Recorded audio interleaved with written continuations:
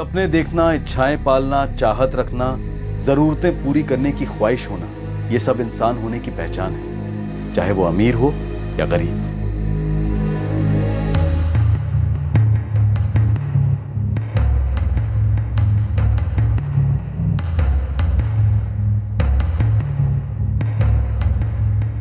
पैसा मिलेगा रमेश, काफी पैसा, इतना कि हमारी सारी परेशानियां दूर हो जाएंगी। 2 लाख रुपए। अब बस करो चंदा, क्या अब यही तरीका रह गया है पैसा कमाने का? हमें ऐसे वैसे तरीके से पैसा नहीं कमाना है। हम हर तरीके से कोशिश करके देख चुके हैं, अब ये करके भी देखते हैं। क्या बुराई है? मुझे तो सब ठीक ही लगता है। हमारे सारे सपने पूरे हो जाएंगे।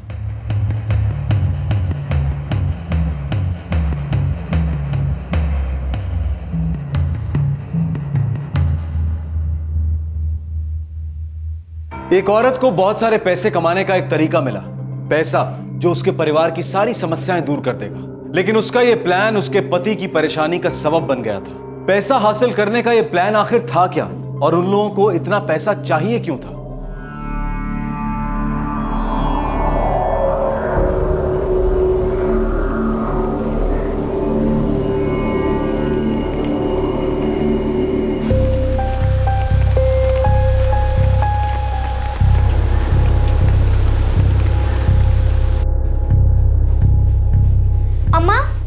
मैं भी क्यों नहीं पढ़ सकती? अरे पढ़ लिख कर क्या करेगी? 7-8 साल के बाद तेरी शादी हो जाएगी, फिर तुझे अपना घर ही संभालना पड़ेगा, तो पढ़ने की क्या जरूरत है? पर अम्मा, मुझे भाई की किताब बहुत अच्छी लगती है। अरे ये सब फालतू है। अब जो तू सीख रही है ना, यही तुझे उम्र भर काम आएगा, समझी? मेरे घर के पास सुंदर सा बगीचा है। चंदा, मैं आधे घंटे से अपनी किताब ढूंढ रहा हूँ और तू है कि इसे लेके बैठी हुई है। 50 बार कहा है ना तुझे, मेरी किताब को हाथ मत लगाया कर। समझ में नहीं आता तुझे?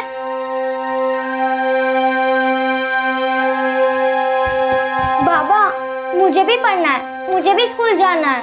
चंदा, मेरे पास इतना पैसा नहीं है कि 4 बच्चों को पढ़ा सकूं। तेरे 3 भाइयों का पढ़ाई का खर्चा ही बहुत भारी पड़ता है, और वैसे भी तुझे मालूम है कि हम लोग तुम्हारी शादी के लिए पैसा जमा कर रहे हैं, समझा कर। बाबा पढ़ने दो ना। चंदा, तेरे रोज की रट है पढ़ाई पढ़ाई पढ़ाई। पढ़ाई तेरे किसी काम की चीज नहीं है, समझी ना? घर का काम सीख। आगे से जिद की ना तो 1 लगाऊंगा। जा पानी लेके आ।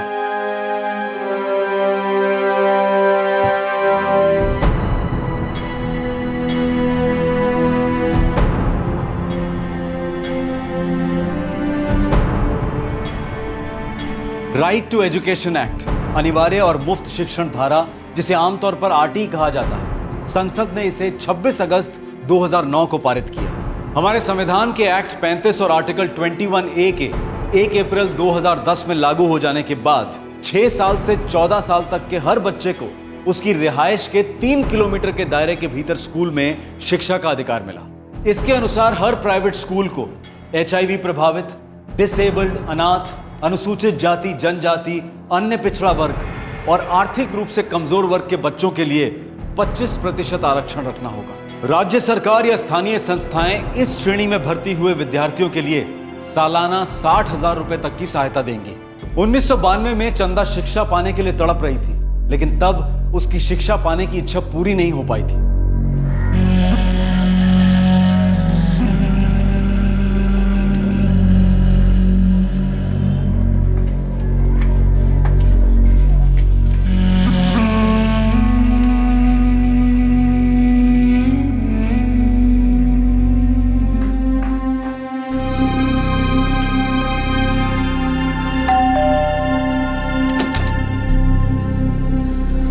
क्या चंदा, कितना लेट आई है? भाभी, वो बेटी के स्कूल में मिलने के लिए बुलाया था ना, इसलिए देर हो गई। तेरा तो रोज कोई ना कोई नया बहाना होता है। पता है साहब के निकलने का टाइम हो गया। मैं अभी करती हूँ ना भाभी।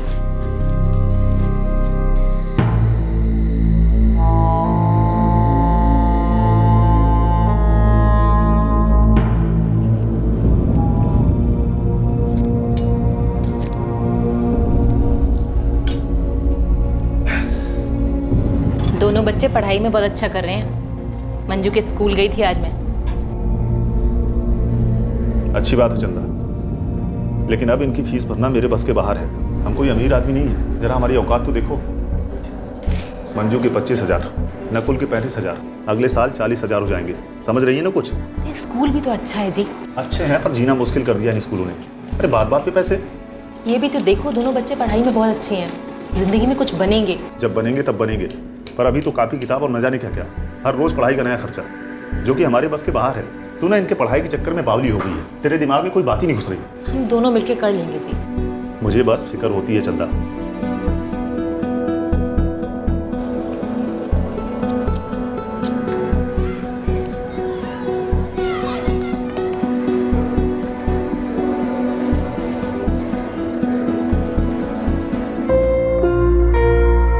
सर आपको बुला रहे हैं, चाहिए। जी। बैठो चंदा। नहीं सर, मैं ठीक हूँ। चंदा, नकुल की फीस पिछले टर्म से नहीं आई है। सर वो बताया था ना मैंने आपको, पैसे की जरा दिक्कत है। देखो चंदा, जैसा मैंने कहा था कि एक टर्म तो मैं संभाल लूंगा, लेकिन अब तो दूसरा टर्म भी खत्म होने को आया है। थोड़ा सा समय और दे दीजिए। लेकिन फिर फर्स्ट, सेकंड और थर्ड तीनों टर्म्स की फीस एक साथ भरनी होगी, नहीं तो स्कूल के जो नियम है वो तो है, सभी बच्चों पे लागू होते हैं। तुम समझ रही हो ना? जी सर, मैं कर दूंगी।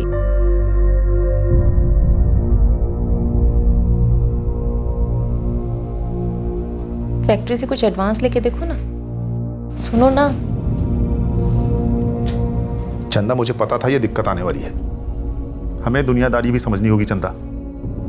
हम दोनों मिलकर 10,000 से ज्यादा नहीं कमा पाते। महंगाई लगातार बढ़ रही है। अरे तुझे समझ में आ रहा है हम जैसे तैसे खर्चा चला रहे हैं? जरा समझो, नकुल की फीस देना बहुत मुश्किल है और हमेशा यही चलता रहेगा। उसे सरकारी स्कूल में भर्ती करा देते हैं और मंजू को, नहीं तो मंजू की पढ़ाई बंद करा देते हैं। नहीं, बिल्कुल भी नहीं। मैं अपने बच्चों को अच्छी शिक्षा देना चाहती हूँ। सपना ही रहेगा ये हमारा चंदा। हमें सपना देखने का भी हक नहीं है। अरे हक की ऐसी की तैसी, हमें जितना है उतने में चलाना होगा। तुम एक बार अपनी सेठ से बात करके देखो ना, मैं भी अपनी तरफ से पूरी कोशिश करूंगी। तू ना बहुत जिद्दी है, एक ना एक दिन हम सबको डुबो के छोड़ोगी तू।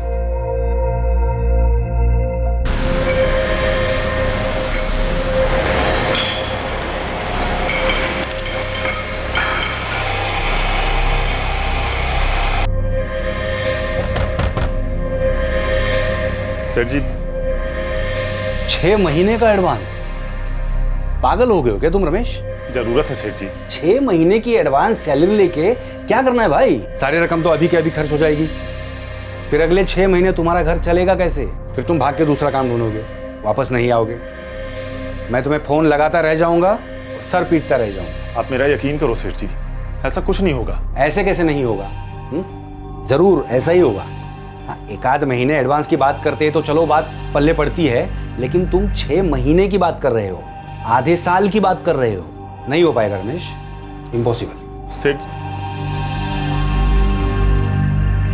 20,000 रुपए बहुत ज्यादा होते हैं चंदा। नकुल के स्कूल की फीस देनी है ना भाभी। कौन से स्कूल में जाता है तेरा बेटा?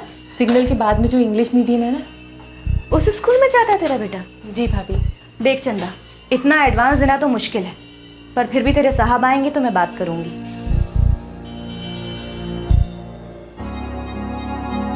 वो स्कूल में जाता है उसका बेटा? हाँ, उसने तो यही कहा था। ओजस, खेलना बंद करो और खाना खाओ चुपचाप। मम्मी बस 2 मिनट, इसे मार दूं? 20,000 रुपये उसके बेटे की स्कूल की फीस के लिए? मुझे लगता है झूठ बोल रही है, किसी और काम के लिए चाहिए होंगे। माना अगर उसका बेटा उस जैसे स्कूल में पढ़ता भी है तो उसे निकाल के सरकारी स्कूल में डाल देना चाहिए, जैसे उसकी औकात है। पता नहीं किस दुनिया में जी रहे हैं ये लोग। और एक बात बता रहा हूँ, पैसे मिलते ही गायब हो जाएगी और फिर तो मेरा दिमाग खाएगी, काम के लिए कोई नहीं है, कोई नहीं है। यस, मैं जीत गया। I got the devil. Yes.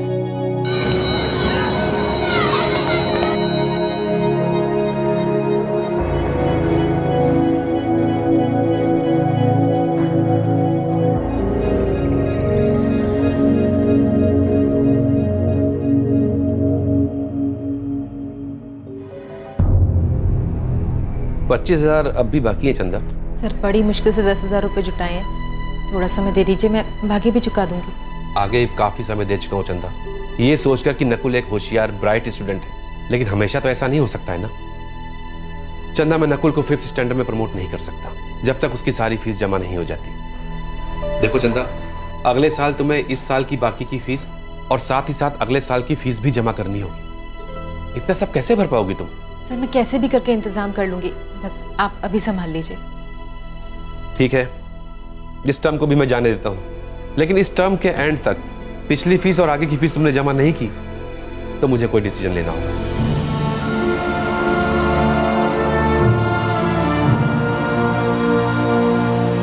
Nakul वहाँ बिस्कुट रखे, मंजू आए तो चाय बना के देना। ठीक है अम्मा।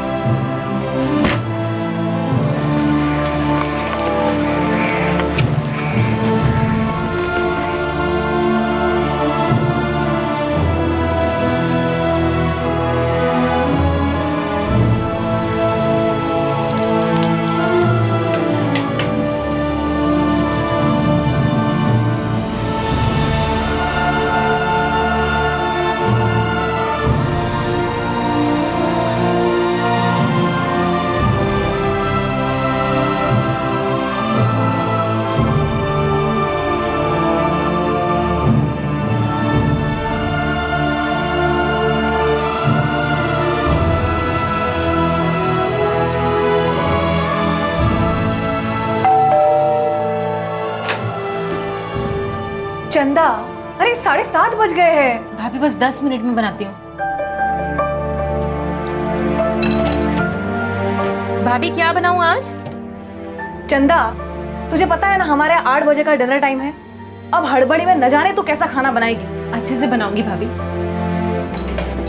चंदा, मुझे पता चला है कि तूने एफ और जी विंग में भी काम करना शुरू कर दिया है और उनको पहले टाइम दे रही है। चंदा, तू हमारे यहाँ कब से काम कर रही है? अगर ऐसा ही चलता रहा तो फिर मुझे किसी और को ढूंढना होगा।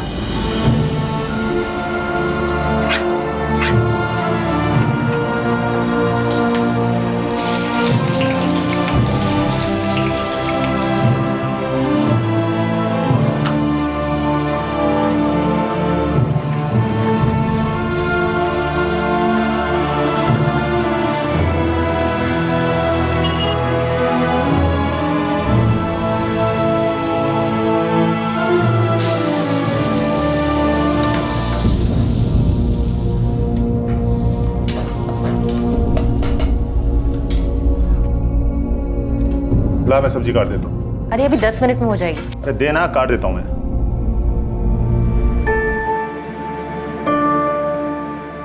मंजू तेरा होमवर्क हो गया? नहीं अम्मा, थोड़ा सा बाकी है। अम्मा थोड़ा सा नहीं, बहुत सारा बाकी है।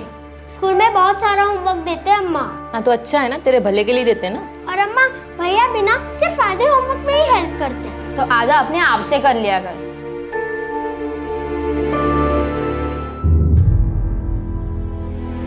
हमें कहीं से उधार मिल सकता है? कौन देगा?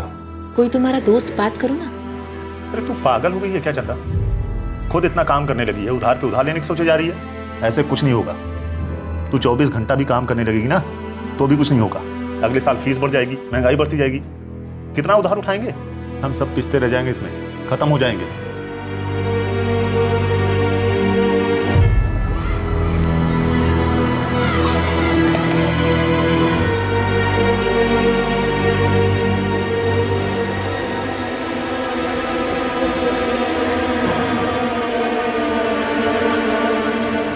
अरे नकुल, तू यहाँ क्या कर रहा है? क्लास में नहीं आ रहा है क्या? मेरी मम्मी अंदर प्रिंसिपल सर से बात कर रही है। अच्छा चल, क्लास में मिलेंगे।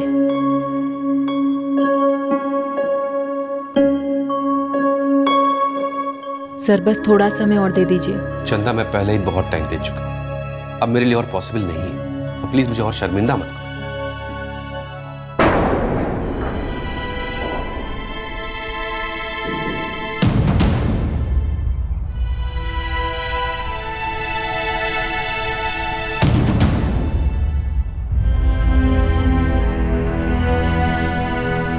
सेवन थ्री जा 21, 21 + 3 24।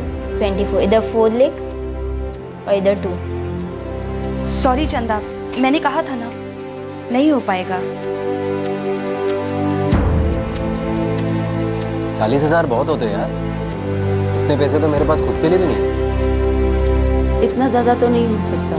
1000-2000 की बात होती तो कर देती, 5000 तक भी सोचती। पर इतना तो सर चले। मुश्किल है रमेश, मेरे तो खुद के सर पर पहले से 25,000 की उधारी है यार। बस कुछ महीनों के लिए चाहिए यार। हो सकता तो कर देता, ना नहीं कहता। नहीं चंदा, इतना नहीं हो पाएगा।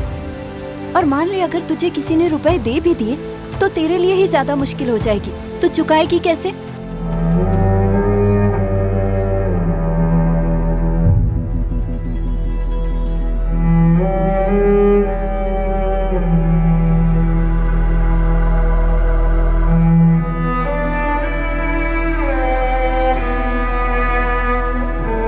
सो जा चंदा, हमने पूरी कोशिश की ना, अब भगवान की यही मर्जी है तो क्या करे। सो जा।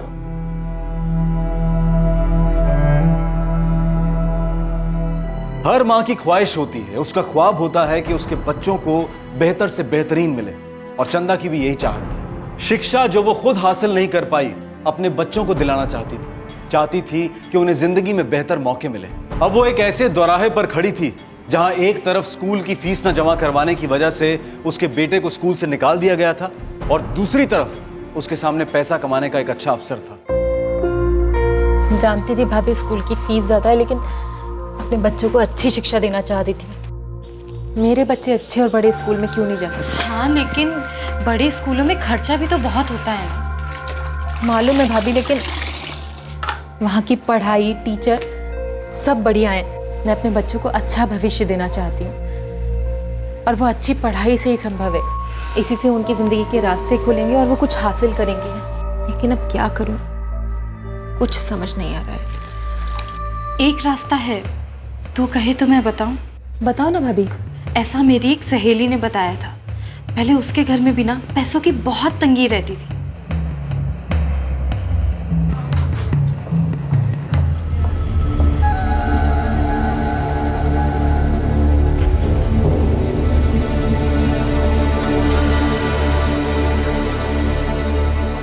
यस, मिसेस गीता ने बताया था कि आप आओगी। क्या करना होगा मुझे? देखिए, हमारा ये फर्टिलिटी क्लिनिक है। यहाँ पर फर्टिलाइजेशन के लिए हमें डोनर्स की ज़रूरत पड़ती है, वो लोग जो अपने शुक्राणु, अंडाणु वगैरह देने के लिए राजी हैं। इस तरह जिन लोगों के बच्चे नहीं हो पाते, उन कपल्स की मदद करते हैं हम लोग। प्लीज़ ऐसा एकदम मत सोचना कि इसमें कुछ गलत है। हम बस एक हार्मोन का इंजेक्शन आपको देते हैं जिससे आपके अंदर अंडाणु पैदा होते हैं। फिर उस अंडाणु को हम लेकर स्टोर कर लेते हैं, बाद में उसको फर्टिलाइज करते हैं। हर 3 महीने में आप एक बार डोनेट कर सकती हो, और हर डोनेशन पर आपको कुछ पैसा भी दिया जाएगा। कितने पैसे? यही कुछ 3,000 रुपये हर डोनेशन के। इतने में मेरी ज़रूरत पूरी नहीं हो पाएगी। मुझे 40,000 चाहिए। मेरे बेटे की स्कूल की फीस नहीं भरी है, इसलिए उसे स्कूल से निकाल दिया गया है। पर एक डोनेशन का तो इससे ज़्यादा नहीं हो पाएगा।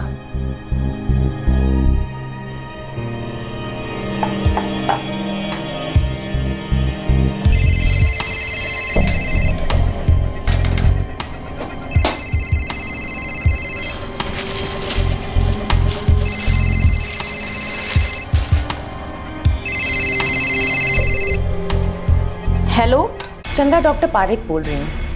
नमस्ते मैडम। चंदा, एक रास्ता है, तुम कल मुझसे क्लिनिक में आकर मिलो। जी जी मैडम।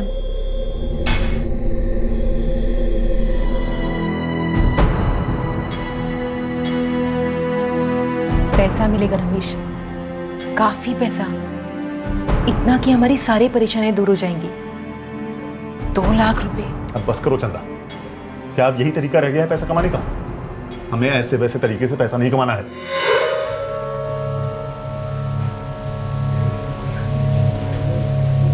एक कपल है जिन्हें बच्चा नहीं हो पा रहा है, उन्हें सरोगेसी के लिए किसी की जरूरत है। वो क्या होता है? उनका बच्चा तुम्हें अपने पेट में रखना होगा। वो कैसे?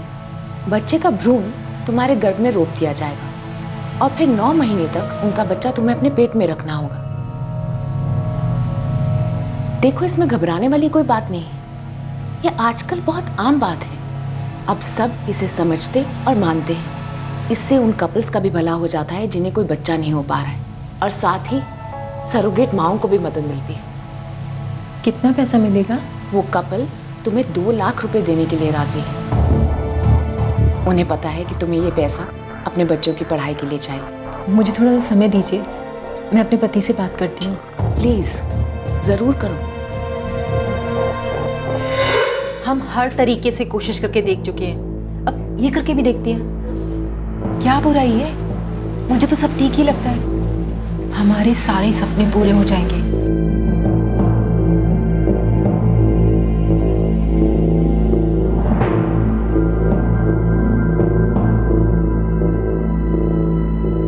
भूल जाओ इसे चंदा, ये कभी नहीं हो सकता, कभी नहीं।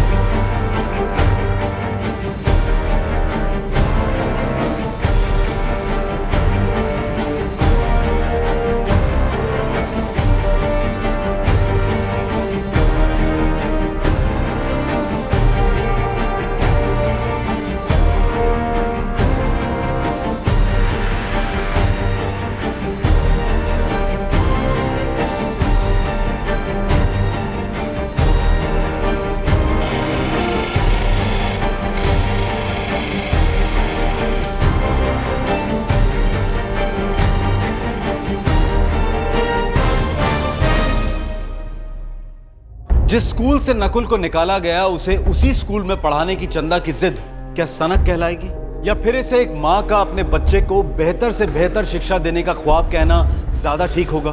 क्या उस स्कूल से यह सवाल नहीं करना चाहिए कि एक होनहार बच्चे की फीस को माफ करने या उसे कम करने का ख्याल तक उनके दिमाग में क्यों नहीं आया? क्या ये सवाल हम नहीं पूछ सकते कि इस हालत में राइट टू एजुकेशन क्यों नहीं लागू हुआ?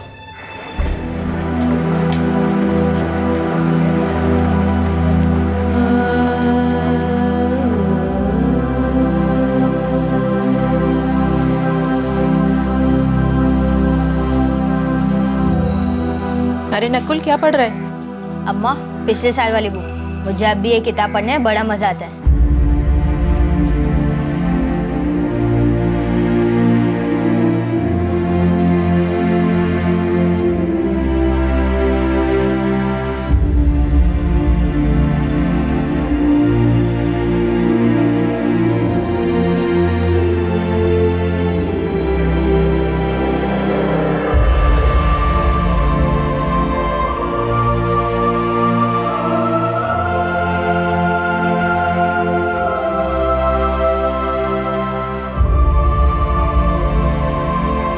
चंदा, मैं ये कभी सोच ही नहीं सकता कि तू दूसरे के बच्चे को अपनी कोख में पाले। रमेश, मैं कोई जुर्म नहीं कर रही, नहीं कोई पाप कर रही हूँ। किसी ने संतान को बच्चा देना तो अच्छा काम है, अपने बच्चों का भविष्य बनाना भी अच्छा काम है। तुझे क्या लगता है तू पेट से होगी ये सबसे छिपा रहेगा? अरे पड़ोसी, रिश्तेदार सब पूछेंगे तो क्या जवाब देंगे हम? बोल। मैंने सोच लिया है, हम कह देंगे कि हमारा बच्चा है और पैदा होने के बाद में बचा ही नहीं। ये सही नहीं है चंदा। गलत भी नहीं है रमेश। मैं डॉक्टर पारिक से कई बार मिली हूँ, उन्होंने मुझे बताया ये तरीका आजकल बहुत सारे लोग अपना रहे हैं। रमेश, समझो मेरी बात को, हमारे नकुल और मंजू का भविष्य बन जाएगा। तुम क्या चाहते हो? ये भी हमारी जैसी जिंदगी जिए? नहीं ना? तो फिर मना मत करो, जितना मैं कह रही हूँ करो। और फिर हम दुनिया की क्यों परवाह करें? कौन क्या कहेगा, क्या सोचेगा? दुनिया ने हमारे बच्चों की परवाह की? हमारी जिंदगी, हमारी दुनिया, हमारे बच्चे हैं, हमें उनकी परवाह करनी चाहिए। उन्हें अच्छे से अच्छे अवसर देने चाहिए, उनके सपने पूरे करने चाहिए। हमारे सपने पूरे नहीं हुए तो कम से कम उनके तो हो जाएं।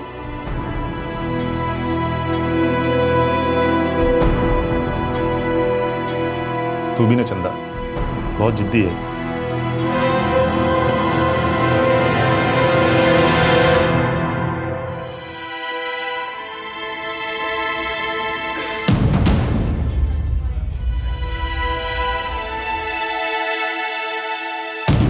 मैं बहुत खुश हूँ चंदा कि तुम ये सब अपने पति की रजामंदी के साथ कर रही हो। पहले मुझे तुम्हारे कुछ टेस्ट करने होंगे और फिर हम आप लोगों को उस कपल से मिलवाएंगे जिनका बच्चा तुम्हें अपने पेट में पालना होगा।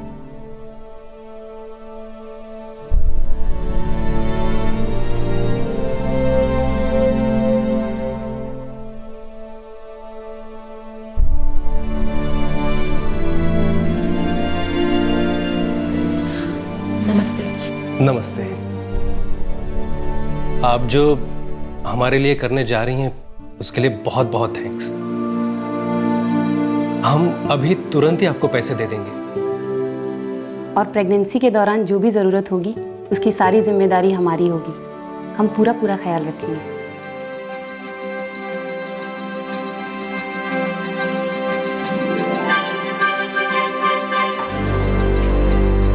अम्मा, मैं क्लास में जाऊं? जा बेटा।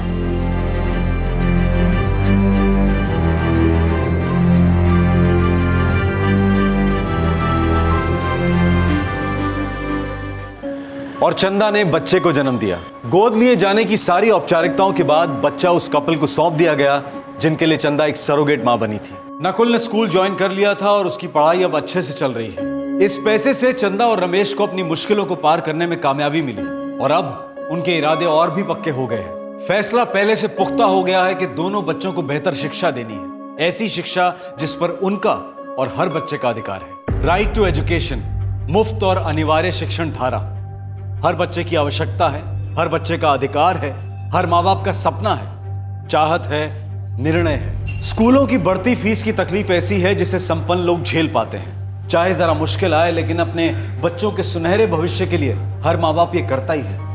लेकिन गरीब बच्चों का क्या? मुफ्त या कम फीस वाले कई विद्यालय हैं, हर इलाके में सरकारी स्कूल हैं, लेकिन ये स्कूल शिक्षा के उस स्तर या गुणवत्ता की बराबरी नहीं कर पाते हैं जो निजी स्कूल देते हैं। फला इंटरनेशनल बोर्ड, फला इंटरनेशनल करिकुलम, ये एंट्रेंस फी, स्कूल की वो जरूरतें, क्या शिक्षा को एक व्यवसाय बनने दिया जाए? क्या तालीम को तिजारत बनने दिया जाए? क्या क्वालिटी ऑफ एजुकेशन में भी भेदभाव होना चाहिए, जबकि इसका सीधा ताल्लुक देश के बच्चों से, देश के भविष्य से? कल्पना कीजिए जब नुक्कड़ के सरकारी स्कूल में सारी सुविधाएं निजी स्कूलों जैसी और पढ़ाई मुफ्त या फिर बहुत ही कम फीस पर हो। कल्पना कीजिए उस दिन की जब संपन्न लोगों के बच्चों और गरीब लोगों के बच्चों को मिल रही शिक्षा का स्तर हर लिहाज से एक समान हो। कल्पना कीजिए कि सरकारी स्कूल के टीचर्स को भी उतना ही अच्छा वेतन मिले जितना कि निजी स्कूल या किसी और प्रोफेशन के लोगों को आजकल मिलता है। कहा जाता है कि ज्ञान निःशुल्क होता है। कल्पना कीजिए जब सभी को ज्ञान निःशुल्क भी मिलेगा और समान भी।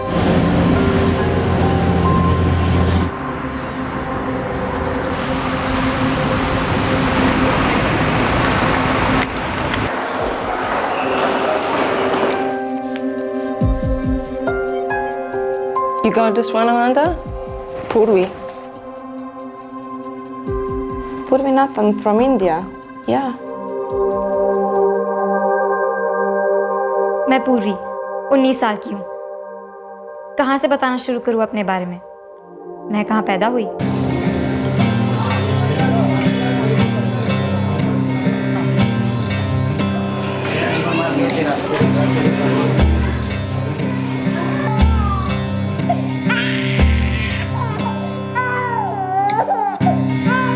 मैं वहाँ क्यों पैदा हुई?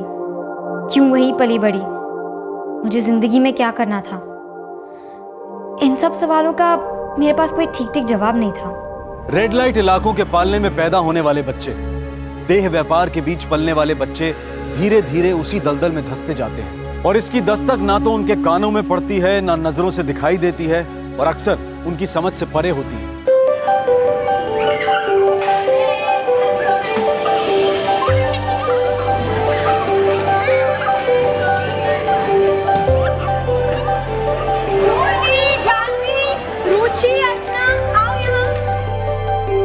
ये लो, तुम्हारे लिए और तुम्हारे लिए।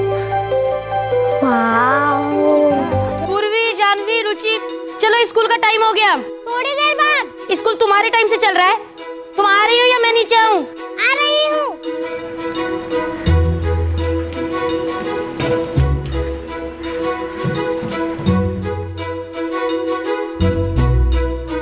पढ़ाई करो, अच्छे से पढ़ाई करो, तभी तो जिंदगी में कुछ अच्छा होगा। अम्मा मुझे पढ़ाई करना अच्छा नहीं लगता। तो क्या करना है जिंदगी में? मुझे पता नहीं, मुझे कोयल दीदी जैसा बनना है। दुखता है अम्मा, मार डालोगी क्या? एक तो बाबा बोलते तू मेरी बेटी नहीं है, तू मेरी बेटी नहीं है। अब तो मुझे ऐसा लगता है कि वो मेरे बाबा भी नहीं है। तुम्हारी जबान ना बहुत चलने लगी है पूर्वी। तो फिर बाबा ऐसा क्यों बोलते कि मैं उनकी बेटी नहीं हूँ? क्योंकि तुम्हारी जबान कैंची जैसी चलती है। नहीं, क्योंकि मैं काली हूँ ना, इसलिए। बेटा अभी 10 साल की नहीं हुई है, कुछ जानती समझती तो हो नहीं।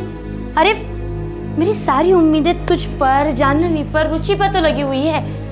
तुम लोग अच्छे से पढ़ाई लिखाई करोगे, इस कचरे से बाहर निकलोगे, बड़े आदमी बनोगे, है ना? 8 क्या? सवेरे से तुम 8 बार ये बात बोल चुकी हो और 12 टाइम बाकी है।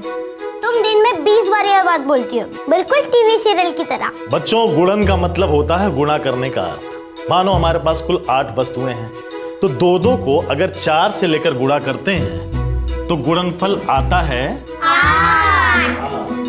और 3 को अगर 5 से लेकर के करेंगे तो 15।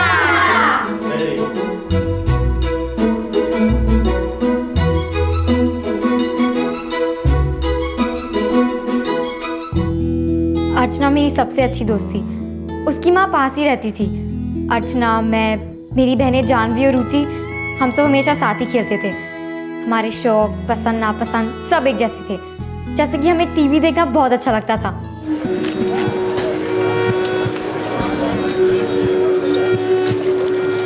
उस आदमी ने आपकी बेटी को धोखा दिया और आप आज भी उसकी साइड ले रहे हैं। इसलिए या तो दिन भर खेलती रहो या टीवी देखती रहो, पढ़ाई तो करनी नहीं है तुम लोगों को। अम्मा मुझे पढ़ाई करना अच्छा नहीं लगता। क्यों मेरे पीछे पड़ी रहती है? शांति से टीवी तो देखने दे। बेटे, तुम कब ये समझोगे? पापा मालिक क्या लाए? तुम्हारा बाप सेठ है ना, जो रोज चॉकलेट लाएगा तुम्हारे लिए। दिमाग खराब मत करो, काम करो अपना। चलो खाना बना क्या? जो अपने घोड़े खाने के लिए कुछ बनाया है कि नहीं? चिल्लाओ मत, बनी रहा है ना। मैं भी काम से अभी आई हूँ। टीवी की आवाज कम कर। रेस जीता रहे, और जिस दिन घोड़ा बोला ना कम कर। कान फूट गए क्या तेरे? उसे गोली मार दी जाती है। तनख्वाह आई? और इस वक्त नहीं। 7 तारीख है आज, तनख्वाह आई नहीं है, दारू पी के आए हूँ। अरे बिना पैसों के घर कैसे चलाऊं? जब तनख्वाह की बात करती हूँ तो सांप सूंघ जाता है तुम्हें। खाना मांगते हो तो शेर जैसे दहाड़ते हो। अरे घर है, उसकी कोई चिंता है या नहीं? सारा दिन काम करके आया हूँ, दिमाग का दही मत कर। दारू पी कर आए हो, घर की चिंता ही नहीं है तुम्हें तो। जब तक बाबा नहीं सो जाते तब तक अम्मा दरवाजा नहीं खोल सकती। मुझे वहीं पड़े रहना था। आती जाती लोग मुझे देखते, मैं उन्हें देखती। ये तो हमेशा ही होता रहता था, इसमें कुछ भी नया नहीं था।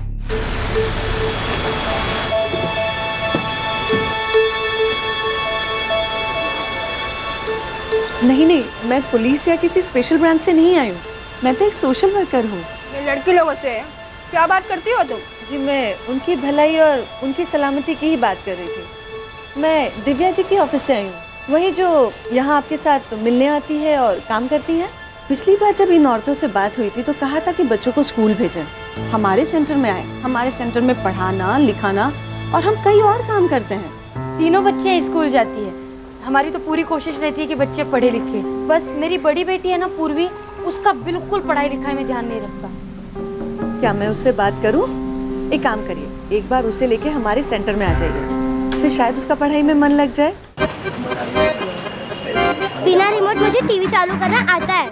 पहले मुझसे वादा करो कि कल एनजीओ सेंटर चलोगी। वो सोचना पड़ेगा, पहले रिमोट दो। नहीं, पहले 1 घंटा पढ़ाई फिर रिमोट। ठीक है, मैं खुद ही चालू कर लेती हूँ। अरे तुम्हें अपना अच्छा बुरा समझ में क्यों नहीं आता? मुझे अपना अच्छा बुरा पता है। आप लोग मेरे साथ अच्छे से बात भी नहीं करते क्योंकि मैं काली हूँ ना, इसलिए। अच्छा, अच्छे से बात तुम नहीं करती हो, हर बात पे उलट जवाब। मैं भाग जाऊंगी, पूरे दिन बाहर ही रहूंगी, फिर ढूंढते रह जाओगे मेरे को, देख लेना। यही उलट जवाब। हाँ कोयल, कमला दीदी थोड़ी दाल चाहिए थी। हाँ ले लो। अगर आप रिमोट नहीं दोगे ना तो देख लेना कल मैं क्या करती हूँ। देख क्या हुआ, ये इतनी भड़की हुई क्यों है? कुछ नहीं, बस खेलना है, पढ़ाई नहीं करनी, टीवी देखना है। हाँ मुझे यही करना है, मुझे पढ़ाई करना अच्छा नहीं लगता। कोयल दीदी आप भी तो पढ़ी लिखी नहीं हो ना, स्कूल जाके होता क्या है? अम्मा मेरे को रोज स्कूल भेजती रहती है और उनको पता नहीं रहता मैं स्कूल में जाके सो जाती हूँ। पूर्वी, तू बस 10 बरस की है और उससे कहीं ज्यादा दुनिया तूने यहाँ देखी, मगर फिर भी कुछ बातें ऐसी हैं जो तू नहीं जानती। आज मैं तुझे सब सच्चाई बताती हूँ, हमारी जिंदगी की सच्चाई। सच्चाई उस माहौल की, सच्चाई उस धंधे की, उस पेशे की जहां उम्र और शरीर दोनों ही का आकर्षण बहुत जल्दी घिस जाता है और लगातार ग्राहकों को संतुष्ट करने के लिए नए शरीरों की जरूरत पड़ती है। जब मैं भी तुम्हारे जितनी थी ना, तो मुझे भी पढ़ाई बिल्कुल पसंद नहीं थी। और कुछ करा लो, पढ़ाई बिल्कुल नहीं करती थी। मगर तू जानती है, अगर तू इस माहौल से बाहर निकलने की कोशिश नहीं करेगी तो ये माहौल तुम्हारी जिंदगी बन जाएगा। लेकिन यहाँ से बाहर निकलने की जरूरत ही क्या है? मैं भी यही सोचती थी, मगर फिर मैं बड़ी हुई और मुझे भी वही करने को कहा गया जो यहाँ सब लड़कियां करती हैं। एक ग्राहक आया, मुझे उसे खुश करना था। फिर रोज अलग अलग ग्राहक आने लगे, मुझे उन्हें भी खुश करना था। मुझे ये सब बिल्कुल अच्छा नहीं लगा। यही तो धंधा है यहाँ का। कभी मन कर रहा था कि यहाँ से भाग जाऊं, मगर कोई रास्ता ही नहीं मिला। ग्राहक आते रहे, पैसा मिलता रहा और फिर यही माहौल मेरी जिंदगी बन गई। अब आदत हो गई है, पछतावा होता है। काश मैंने पढ़ाई की होती तो आज मैं इस दलदल से बाहर निकलकर अपना पेट पाल सकती थी। तेरी माँ यहाँ के माहौल को जानती है। वो जानती है कि ये माहौल तुझे भी निगल जाएगा, इसीलिए वो तुझसे कहती है पढ़ाई कर, पढ़ाई कर, पढ़ाई कर पूर्वी, कुछ बन के दिखा, कुछ कर जो वो बेचारी नहीं कर पाई। मुझे कोयल दीदी की बात समझ में आई। लगा कि शायद वो सच कह रही थी। समझ में आया कि अम्मा हमेशा मेरे अच्छे के लिए कहती थी। उस दिन मेरे दिमाग में एक सवाल आया जो मैंने कभी पूछा नहीं। अम्मा वहाँ आई कैसे?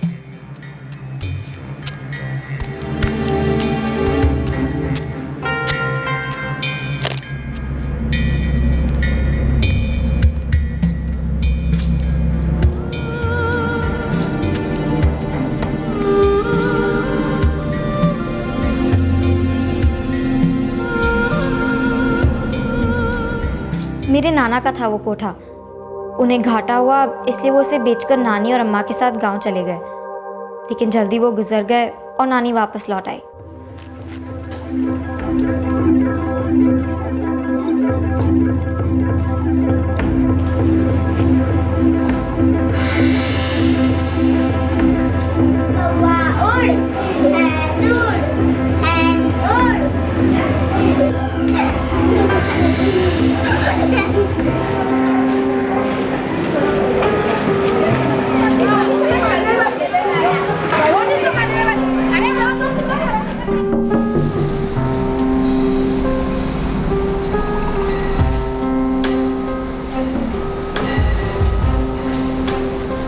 मेरी अम्मा कोठे के पास एक फैक्ट्री में काम करती थी। हम लोग बस कोठे वाली बिल्डिंग में रहते थे। मेरी अम्मा कोठे वाली औरतों की तरह कोई काम नहीं करती थी। बीच में अम्मा ने गांव में जाकर फिर से रहने का सोचा और वहाँ गई भी। वहीं उन्हें मेरे बाबा मिले। वहाँ कुछ खास नहीं हो पाया तो अम्मा बाबा वापस आ गए। अम्मा ने बोला जब बाबा मिले तो अच्छे आदमी थे, ऐसे नहीं थे। वो जानवी और रुचि से तो अच्छी तरह पेश आते थे, लेकिन मुझसे इतनी नफरत क्यों करते थे, ये सवाल अक्सर दिमाग में आता था। उसको 5 लोगों में बराबर बराबर बांटना है। कोयल दीदी ने जो बोला उसका मतलब समझ आ रहा था। लगा सही कहती हैं वो। पढ़ने की कोशिश भी की लेकिन जरा भी मन नहीं लगा। बहुत बोरियत हुई। और हमें पानी बचाना चाहिए। मैं कोठे के बच्चों के लिए चलाई जा रही एनजीओ क्लासेस में भी गई, लेकिन फिर भी मेरा मन नहीं लग रहा था। पूर्वी, आपने देखा हमारे पास कितनी सारी चीजें हैं। आपको कुछ तो पसंद आएगा। मुझे टीवी देखना पसंद है। ओ बाप रे, आपको टीवी देखना पसंद है? और कहानियाँ? हाँ, शायद। तो फिर कहानियों की किताब पढ़ने की कोशिश करो। ये देखो कितनी अच्छी किताब है, हम साथ में बैठ के पढ़ेंगे। तो वो पूरी सी बॉटल लेकर आई चॉकलेट वाली, ठीक है। मौसी ने अलमारी से टॉफियों का मटका निकाल कर बंटी के सामने रख दिया, ठीक है। मतलब अलमारी से निकाला। उस रात भी सीढ़ियाँ ही मेरा बसेरा थी, पर उस रात मेरी जिंदगी बदल गई। कब वो आदमी आया मुझे पता ही नहीं चला। मैं सो रही थी, उसने मेरा मुंह बंद किया और आपको पता है ना कि कान सुनने में काम आते हैं।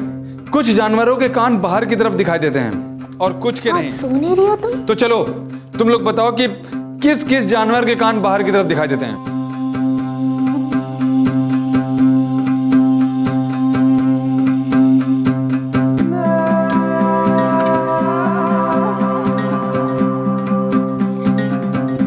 छोड़ दो बेटा। क्या तो पूर्वी एकदम से गुमसुम सी रहती हो आजकल? अचानक क्लास में किताबें भी पढ़ने लगी है? कुछ नहीं, कुछ भी तो नहीं।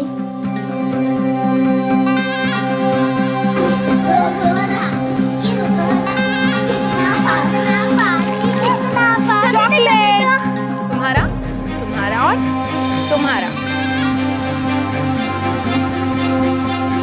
पूर्वी चॉकलेट।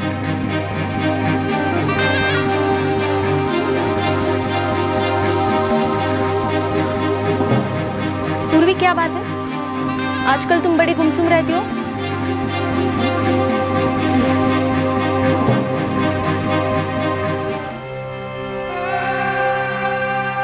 आज मैं तुझे सब सच्चाई बताती हूँ। हम कौन हैं, क्या करती हैं, हमारी जिंदगी की सच्चाई। फिक्र मत कर, धीरे धीरे तुझे भी आदत पड़ जाएगी।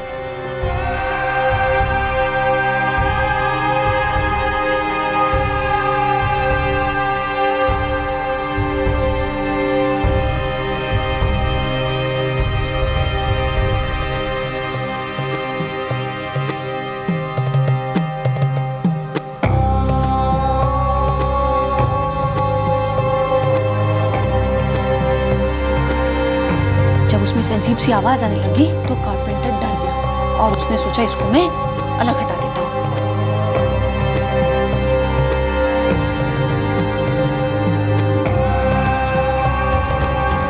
पूर्वी, तुम्हें ये बुक पसंद है? मुझे सिर्फ तस्वीर पसंद है, पर इसमें क्या लिखा है वो पता नहीं चलता।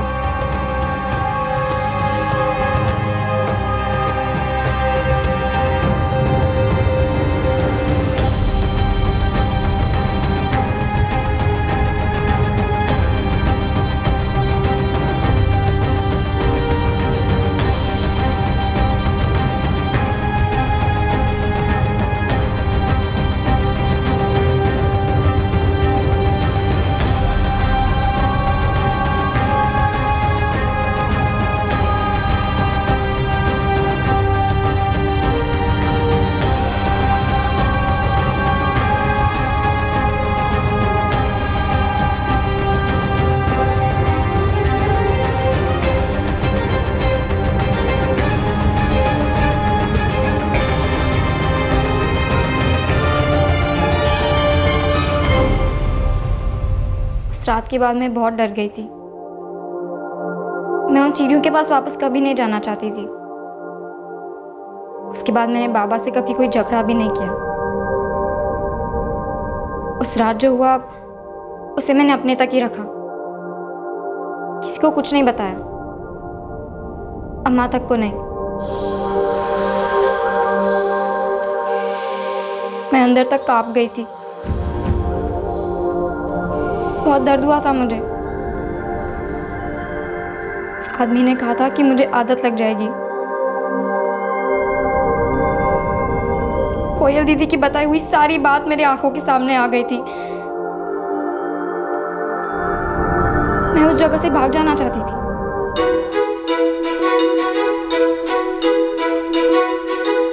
क्या बात है पूर्वी, बहुत अच्छे। I am proud of you. तुमने बहुत अच्छी तरक्की की है। दीदी, मुझे आगे और पढ़ाई करनी है। बिल्कुल करनी चाहिए, और अगर मन बना लिया तो कुछ भी मुश्किल नहीं होता। दीदी, क्या मैं 11वीं और 12वीं के लिए इंग्लिश मीडियम स्कूल में जा सकती हूँ?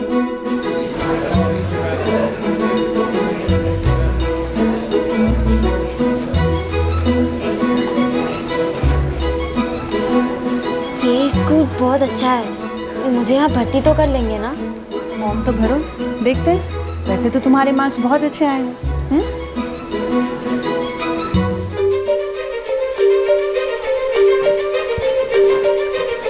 अम्मा, अम्मा मुझे इंग्लिश स्कूल में भर्ती कर लिया है। क्या? मेरा नाम मेरिट लिस्ट में आया है। भगवान, मेरा सपना पूरा हो।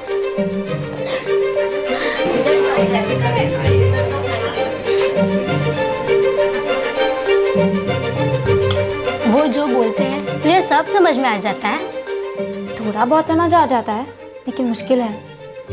मैं भी उसी स्कूल में पढ़ूंगी।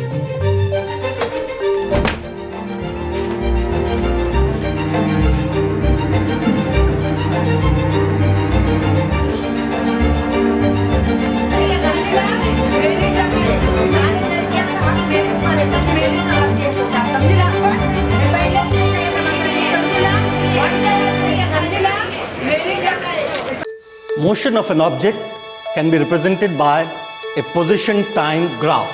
Such a graph is an important tool to represent and analyze different aspects of motion of an object. For a motion in a straight line, say x-axis, where the x coordinate varies with time, we have xt graph. Purvi, are you interested in listening? Or you are just interested in writing down what I speak?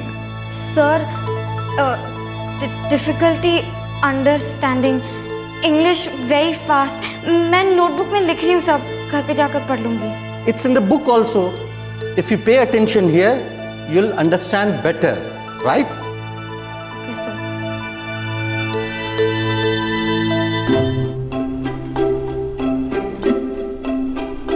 धीरे धीरे बोलते हैं तो समझ में आ जाता है, लेकिन वो सिर्फ मेरे लिए धीरे नहीं बोलेंगे ना। तुमने जितना किया है ना, वो कोई कम बात नहीं है। और तुम ये सारे किताबें कैसे पढ़ लेती हो? शालिनी दीदी से मदद लेती हूँ ना, तो कभी मना नहीं करती। लेकिन अर्चना, घर में पढ़ना बहुत मुश्किल काम है। क्या तुम्हारे बाबा अब भी तुमसे वैसे ही नाराज हैं? हमेशा ही रहते हैं, पता नहीं क्यों। अम्मा से पूछती हूँ कि उन्हें मुझसे क्या तकलीफ है, तो कभी बोलती ही नहीं है। अर्चना, तेरे बाबा तो तुझसे प्यार करते थे ना? हाँ, शायद करते थे, पर मुझे पता नहीं। अम्मा बोलती है जब मैं बहुत छोटी थी तभी बाबा गुजर गए थे।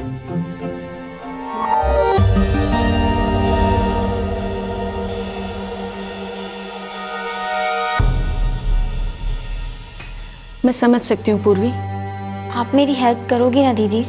हाँ जरूर, लेकिन उससे पहले तुम्हारी अम्मा से बात करनी होगी।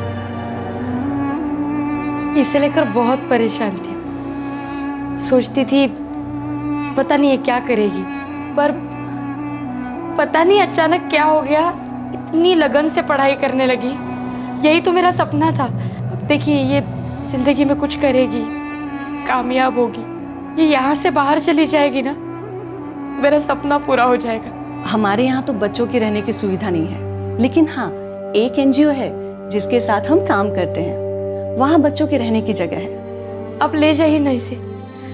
ये तो भगवान का आशीर्वाद है कि पूर्वी को ऐसा मौका मिला है। अब ले जाइए। इसे देखकर जानवी और रुचि भी तो सोचेंगी कि हमें कुछ करना है, दीदी जैसा बनना है। जा बेटा।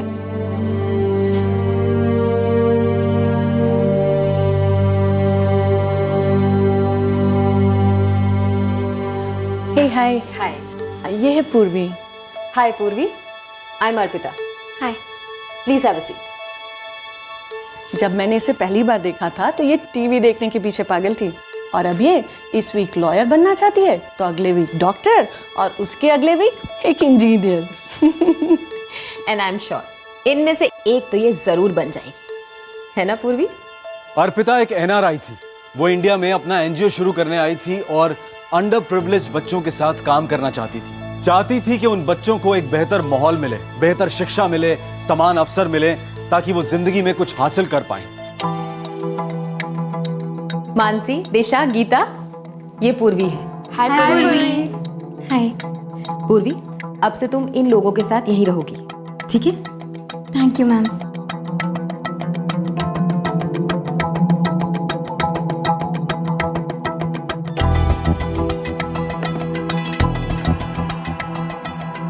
तुम इसे पढ़ना चाहती थी ना? जी मैम, मैं इंग्लिश सीखना चाहती हूँ। अभी भी काफ़ी गलतियाँ होती हैं। तो क्या हुआ, गलती करोगी तभी तो सीखोगी। और एक मिनट, अगर तुम्हें लगे ना कि तुम्हें किसी वर्ड का मतलब समझ नहीं आ रहा है, तुम अटक रही हो, तो ये लो, इसे कहते हैं डिक्शनरी। इससे तुम सारे मीनिंग अच्छे से समझ जाओगे। और फिर कोई प्रॉब्लम हुई तो मैं तो हूं ना। Thank you ma'am.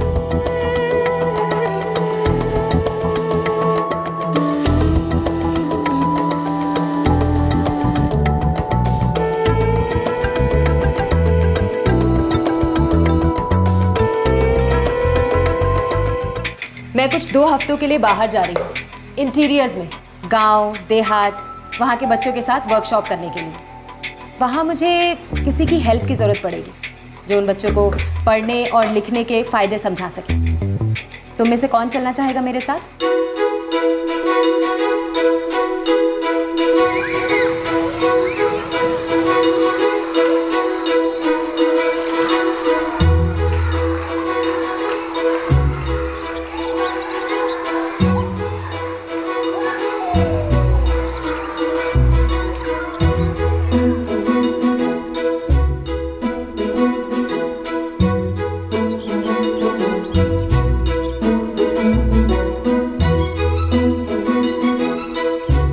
सबसे पहले आता है क। तो अब क से वो कौन सा पक्षी है जो गुटरगू करता है? कबूतर। अब आता है ख। खेत में हम क्या डालते हैं अनाज बढ़ाने के लिए? खाद। बहुत अच्छे, तो ख से खाद। मैंने कई यूनिवर्सिटीज़ में अप्लाई किया है, बाद में डिसाइड करूँगी। अगर एडमिशन नहीं हुआ तो बहुत सारी है, कहीं ना कहीं पे तो मिल ही जाएगा। लेकिन फॉरेन में पढ़ाई करने के लिए ज़्यादा पैसे लगते हैं।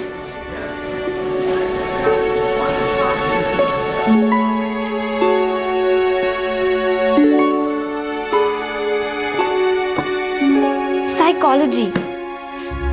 गुड। तुम सीरियस हो? हाँ, मैंने फाइनली डिसाइड कर लिया है कि मैं क्या करना चाहती हूँ। अच्छा, तो साइकोलॉजी के बाद फिर तुम क्या करना चाहती हो? मैं काउंसलर बनूंगी, बच्चों की मदद करूंगी,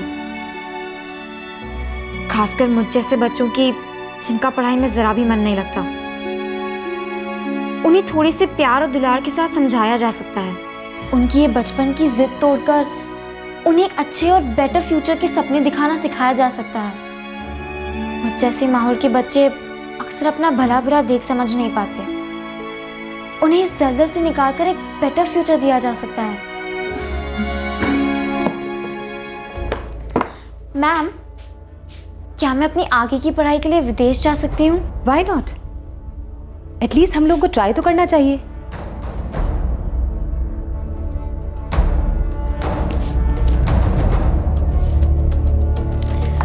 वहाँ फीस तो बहुत लगेगी ना? वो सब बात की बात है, पहले हम अप्लाई तो करें। अरे हाँ, तुम जाना कहाँ चाहती हो? I mean, तुम अप्लाई कहाँ करना चाहती हो? कुछ सोचा है? I don't know. Okay then, फिर हम एक काम करते हैं, सब जगह ही अप्लाई करें।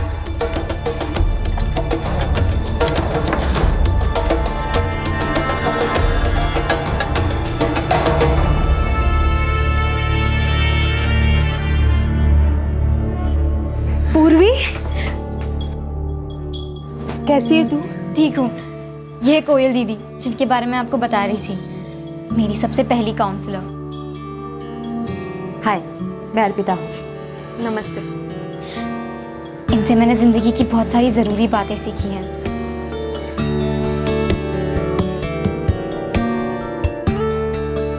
तो क्या ये परदेश जाएगी? अगर एडमिशन हो गया तो ज़रूर जाएगी, और मुझे पूरी उम्मीद है कि इसका एडमिशन हो जाएगा। इसका ना पासपोर्ट बनवाना है, तो उसके लिए मुझे बर्थ सर्टिफिकेट की ज़रूरत पड़ेगी। माँ, वो जन्म प्रमाण? हाँ, अब वो संभाल कर रखा हुआ है, मैं देती। ठीक।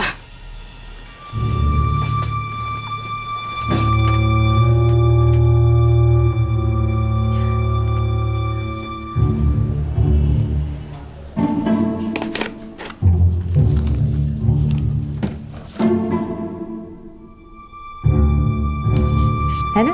और तुमको सब्जेक्ट्स में क्या अच्छा लगता है ये बताओ।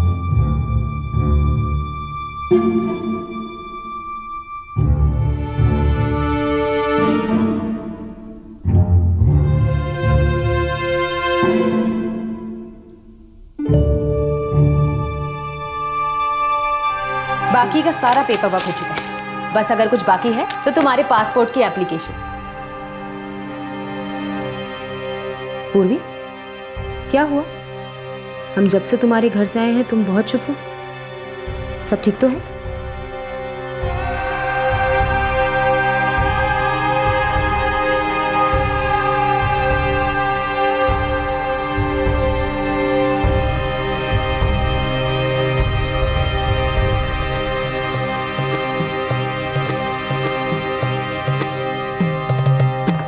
अर्चना, तेरे पापा तो तुझसे प्यार करते थे ना? शायद करते थे, पर मुझे पता नहीं। अम्मा बोलती है जब मैं बहुत छोटी थी तभी पापा गुजर गए थे।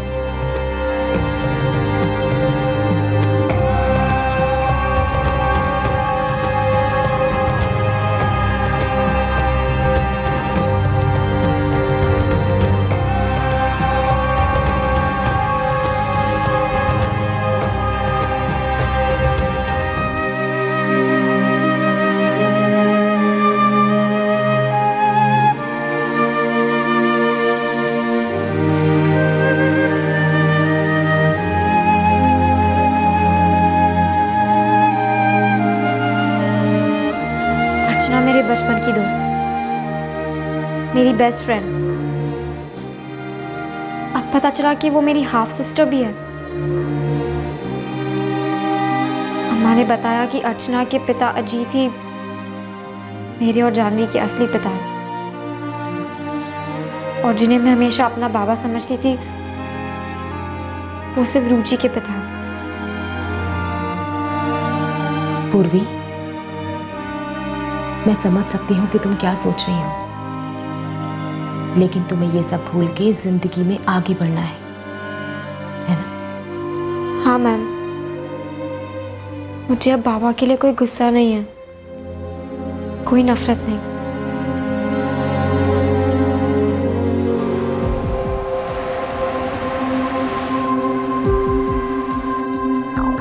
Purvi Nathan, I met her in India. With Arpita while I was there for a seminar. She's very bright. Okay. I think we should forward it. I strongly recommend. Okay.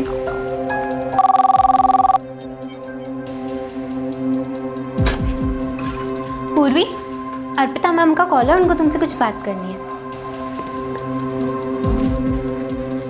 हाँ मैम, ओके, मैं बस 15 minute में पहुंच रही हूँ।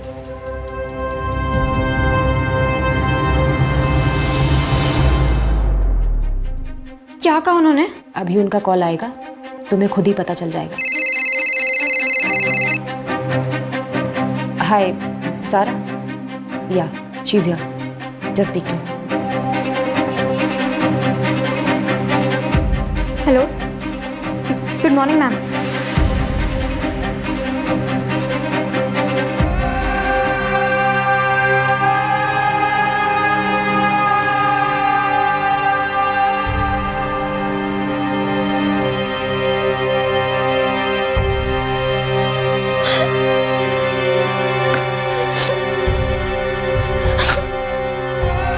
पूर्वी,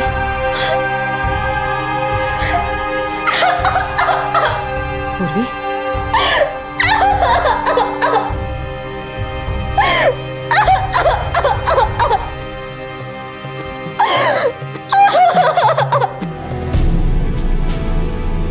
What's your name? Purvi Nathan. Purvi Nathan. Purpose of visit? I'm a student pursuing graduation in psychology. Do you have a scholarship? Yes, I have a scholarship and my living expenses are being funded. Proof of funding is attached. Okay. Just step a little back, facing your camera.